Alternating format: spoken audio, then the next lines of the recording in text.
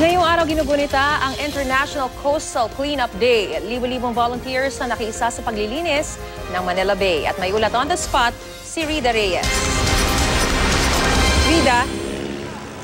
Yes, Maris, nasa 9,000 mga volunteers nga mula sa iba't ibang ahensya ng gobyerno, ng pribadong sektor at maging ng iba't ibang paaralan ang nakilahok sa taunang Coastal Cleanup Drive dito sa Manila Bay. At gamit, Maris, ang mga hand gloves, mga walis, mga sako, kanya-kanyang pulot ng basura itong mga volunteers na ito sa baybaying dagat ng Rojas Boulevard sa Maynila kaninang umaga. Isinabay ang cleanup sa International Coastal Cleanup Day na ipinagdiriwang tuwing ikatlong Sabado ng Setyembre.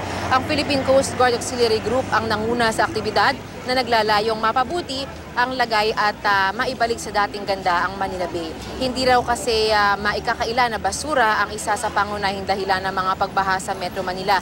Nakalulungkot din daw isipin, Maris, na ang problema sa basura sa Manila Bay ay sumasalamin lamang sa kawalan ng disiplina ng mga tao sa pagtatapon ng basura. Nakaantabay naman ang mga dump truck para kolektahin ang tonne-toneladang basura na naipon sa gilid ng Seawall Bay. Samantala, kabilang din ang GMA Network Incorporated sa mga nakilahok sa clean-up drive sa pamamagitan ng Kapuso ng Kalikasan Environmental Awareness Program nito. Nasa 25 volunteers mula sa GMA Gives ang nagtulong-tulong sa paghahakot at pagsisegregate ng mga basura. Dumalo rin si Manila Mayor Joseph Estrada na nagpasalamat sa tulong ng mga volunteer. Simple lang po, huwag magtapo ng basura sa hindi tamang lugar.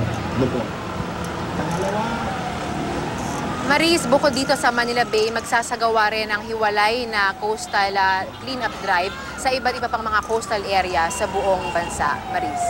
Maraming salamat, Rida Reyes.